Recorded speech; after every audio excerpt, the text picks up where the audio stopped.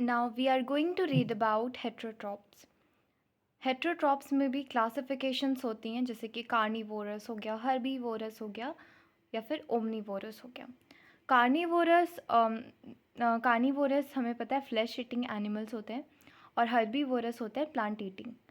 Omnivorous both, जैसे कि human, जो कि फ्लैश भी खाते हैं और प्लांट भी लेते हैं। ठीक है, अब हेट्रोट्रॉप्स में भी क्लासिफिकेशन होती है, saprophytic, parasitic and holozoic. Saprophytic हमें पता है कि वो डेड और डिकम्पोज मटेरियल हुआ। पैरासाइटिक हुआ, ये ऑब्टेन करते हैं फूड अदर ऑर्गेनिज्म से, यानी कि होस्ट से, विदाउट किलिंग इट। ठीक है, अब बात करेंगे होलोजोइक को, जो ऑब्टेन करते हैं कम्प्लेक्स फूड, जैसे कि हम ह्यूमन बीइंग्स। ठीक है, अब बात करें सैप्रोफाइटिक की। So it is the nutrition in which the organism obtain its food from decaying material. ये अपने फूड कहाँ से ये ऑप्टेन करते हैं, तो डिकेइंग मटेरियल से, जैसे कि फंगस हो गया, मशरूम हो गया, ईस्ट हो गया, ब्रेड मॉल्ट्स हो गया, या फिर बैक्टीरिया हो गया। पैरासाइटिक क्या हुआ, the nutrition in which an organism obtain its from food from body of another without killing it. Parasitic आप बोल सकते हो, ये अपने न्यूट्रिशन होस्ट से लेते हैं बिना उसे किल किए हुए, जैसे कि लाइस हो गया, लीचेस हो गया, टेप वॉर्म्स हो गया, ये सब कुछ एग्जाम्पल्स हैं। और जब भी हम बात करेंगे होलोजोइक न्यूट्रिशन की, तो ये उस टाइप की न्यूट्रिशन होता है जिसमें क्या होता है, हम कम्प्लेक्स फूड लेते हैं हमारे बॉडी में by the process of ingestion. ठीक है, जैसे कि ह्यूमन बींग्स हो गए और एनिमल्स हो गए। ठीक है, अब हम बात करते हैं अपने नेक्स्ट टॉपिक पे, हम आते हैं।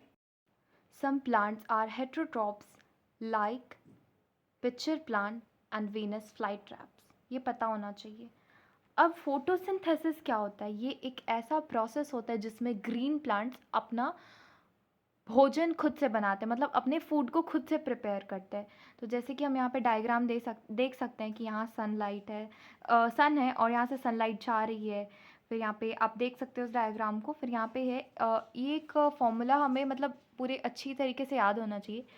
6CO2 plus 6H2O in the presence of sunlight and chlorophyll, C6H12O6 plus 6O2। Clear. अब हम बात करेंगे फोटोसिंथेसिस की। ये एक प्रोसेस है जिसमें ग्रीन प्लांट, मैंने जैसे कि अभी बताया, कि अपना फूड खुद से प्रिपेयर करता है।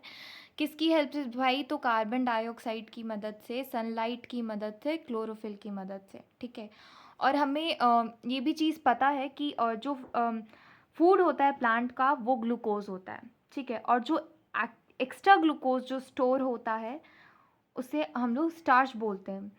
तो जो प्लांट फ्रूट प्रिपेयर करता है, जो प्लांट फ्रूट प्रिपेयर करता है, वो क्या होता है, वो एक्स्ट्रा ग्लूकोज होता है। जैसे कि आप कोई भी फल लेते हो, तो वो क्या है, वो एक्स्ट्रा ग्लूकोज होता है। ठीक है, अब हम बात करते हैं स्टार्च की। स्टार्च कहाँ स्टोर्ड होता है भाई, तो वो लीव्स में होता है, फ्रूट्स में होता है, स्टेम में होता है, एक्सेट्रा। अब यहाँ पे एग्ज़ाम्स में कभी कभी पूछ भी लिया जाता है कि भाई फोटोसिंथेसिस का रॉ मटेरियल्स क्या है, जनरल यही पूछा जाता है। तो पहला होता है सनलाइट, दूसरा क्लोरोफिल, तीसरा कार्बन डाइऑक्साइड, और चौथा H2O। ठीक है, अब हम बात करें लीफ की स्ट्रक्चर की, तो सिंपली देखा जाए तो मेसोफिल सेल को हम लोग फोटोसिंथेसिस सेल बोलते हैं। Mesophyll cell are known as photosynthesis cell. और क्यूटिकल आपके एनसीईआरटी में भी मेंशन किया गया है, एक डायग्राम है आपके एनसीईआरटी बुक में। जब आप उसको खोलोगे तो आप देखोगे क्यूटिकल। तो ये क्या होता है, ये एक प्रोटेक्शन लेयर होता है, ये एक वैक्सी लेयर होता है जो प्रिवेंट करता है loss of water. Food is manufactured in chloroplast, और जो फूड होता है वो मैन्युफैक्चर्ड होता है क्लोरोप्लास्ट में। क्लोरोप्लास्ट क्या, ये एक सेल ऑर्गेनल्स है जो कि प्रेजेंट होता है मेसोफिल सेल ऑफ प्लांट में, जहाँ पे फोटोसिंथेसिस अकर होता है, जहाँ पे फोटोसिंथेसिस होता है। क्लोरोप्लास्ट कंटेन करता है क्लोरोफिल, और हम बचपन से पढ़ते आए हैं क्लोरोफिल क्या है, ये एक ग्रीन